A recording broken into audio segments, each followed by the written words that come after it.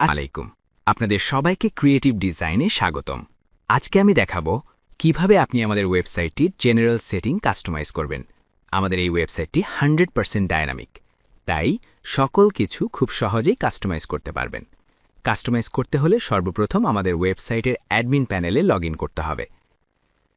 ওয়েবসাইটের sidebar menu option থেকে general setting অপশনটি ক্লিক করুন। ক্লিক করার পর আপনি একটি সেটিং অপশন দেখতে পাবেন। সেখানে আপনার ওয়েবসাইটের নাম, লোগো এবং সকল কিছু ডিটেলস চেঞ্জ করা অপশন রয়েছে। ওই অপশনটি এডিট অপশনে ক্লিক করুন। এডিট অপশনে ক্লিক করার পর আপনার কাছে একটি পেজ ওপেন হবে। সেখানে সর্বপ্রথম যে অপশনটি আছে সেটা হচ্ছে ওয়েবসাইটের টাইটেল, মানে ওয়েবসাইটের নাম। এখান থেকে যদি আমরা ওয়েবসাইট নাম পরিবর্তন করে দিই তাহলে আমাদের ওয়েবসাইটের নামটি পরিবর্তন হবে। এইখানে আমরা আমাদের ওয়েবসাইটের নামটি দিব। আমরা আমাদের ওয়েবসাইটের নাম এখানে লিখে দিব।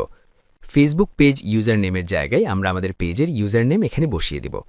কিভাবে আমরা ফেসবুক পেজের ইউজার নেম পাবো, এটার জন্য সর্বপ্রথম আপনাকে ব্রাউজারে একটা ট্যাব ওপেন করতে হবে এবং ভিজিট করতে হবে www.facebook.com। এরপর আপনি আপনার পেজটি ওপেন করবেন। পেজটি ওপেন করার পর আমার ভিডিওতে দেখানো শুধু এতটুকু অংশ কপি করে নেবেন। এখন আপনি এই ফেসবুক পেজ ইউজার নেমের জায়গায় সেটা বসিয়ে দিবেন। ওয়েবসাইটের কালারের জায়গায় আপনি যদি আপনার ওয়েবসাইটের ফ্রন্ট এন্ডের কালার চেঞ্জ করতে চান তাহলে এখানে কালার কোডটা বসিয়ে চেঞ্জ করতে পারবেন।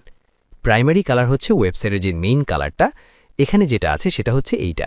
এই কালারটি যদি আপনি পরিবর্তন করতে চান তাহলে কিন্তু আপনি এখানে যে কোনো একটি কালার কোড বসিয়ে দিতে পারেন। সেকেন্ডারি কালার, এটা হচ্ছে আপনার ওয়েবসাইটের সমস্ত এলিমেন্ট যেগুলো আছে, বাটন থেকে শুরু করে সমস্ত কিছু কালার কিন্তু হচ্ছে সেকেন্ডারি কালারটা। আর ফুটার কালারটা হচ্ছে আপনার ওয়েবসাইট যেই কালারটি দেখাচ্ছে এই কালারটি হচ্ছে ফুটার কালার, এবং কপিরাইট কালারটা হচ্ছে আপনার ওয়েবসাইটের ফুটের নিচে যে কপিরাইট অংশ আছে সেটা। এখন যদি এই সমস্ত কালার পরিবর্তন করি তাহলে আমাদের ওয়েবসাইটের কালারগুলো সম্পূর্ণ পরিবর্তন হয়ে যাবে।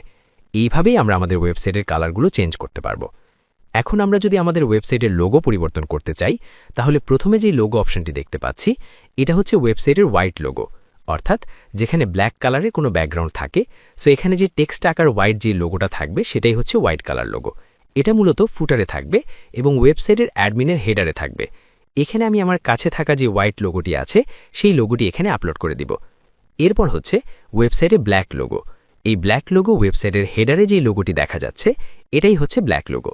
আমার কাছে ব্ল্যাক লোগোটি আছে, সেই লোগোটি আমি এখানে আপলোড করে দিব। এখন এরপর যেই অপশনটি আছে সেটা হচ্ছে আমাদের ওয়েবসাইটের একবারে উপরে এইখানে যে লোগোটি দেখা যাচ্ছে এটাই হচ্ছে ফেভ আইকন। আমরা এখানে ফেভ আইকন আপলোড করে চেঞ্জ করে দিব। এরপর আমাদের লিঙ্কটি সোশ্যাল মিডিয়া শেয়ার করার পর যে ইমেজটি শো করবে এটাই হচ্ছে ওজি ইমেজ। এখানে আমরা যে ইমেজটি ইউজ করব এটা কিন্তু প্রিভিউ আকারে দেখাবে। যদি আমাদের ওয়েবসাইটটিকে কেউ শেয়ার করে তাহলে এটা শো করবে। এখানে আমাদের ওজি ইমেজটি আপলোড করে দিব। এরপর আপনি যে অপশনটি দেখতে পাচ্ছেন এটা হচ্ছে টপ হেডলাইন টেক্সট, অর্থাৎ আমাদের ওয়েবসাইটের উপরে একটা স্ক্রলিং ট্যাক্স ছিল, সেটা এই মুহূর্তে অফ আছে। এই ডেমোর জন্য এটা না, অন্য একটি ডেমোতে এটা অন আছে। তো এইখানে আমরা যে টেক্সটটি এডিট করে বসাবো সেটা কিন্তু স্ক্রলিং আকারে কিন্তু উপরে দেখাবে। যেহেতু আমাদের ওয়েবসাইটের মধ্যে এই অপশনটি বন্ধ করা আছে তাই আমরা এখানে আমাদের মতো টেক্সট বসিয়ে দিতে পারবো, অথবা চেঞ্জ না করতে চাইলেও কিন্তু কোনো সমস্যা নেই। এখানে আমরা যে আরেকটি অপশন দেখতে পাচ্ছি সেটা হচ্ছে হট ডিলস। আমাদের এই হট ডিলটা কবে নাগাদ শেষ হবে এইখানে যদি আমরা সেই টাইমটা ইন্ডিকেট করে দেই তাহলে কিন্তু এই হট ডিলটা ওই সময়ে কিন্তু অফ হয়ে যাবে। তো আমরা যদি এটা 2027 সাল দেই তাহলে এটা 2027 সাল নাগাদ কিন্তু আমাদের হট ডিলটা চালু থাকবে। তো এই ডেটটা কিন্তু নির্ভর করবে হট ডিলটা কতদিন অন থাকবে। এরপর যে অপশনটি আছে সেটা হচ্ছে ফ্ল্যাশ ডিল। এখানে আমরা যেই ডেটটা দিব সেই অনুযায়ী কিন্তু আমাদের ফ্ল্যাশ ডিলটা অন থাকবে।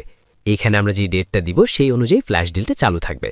এখন যে অপশনটা দেখতে পাচ্ছি সেটা হলো চেক আউট নোট অপশন।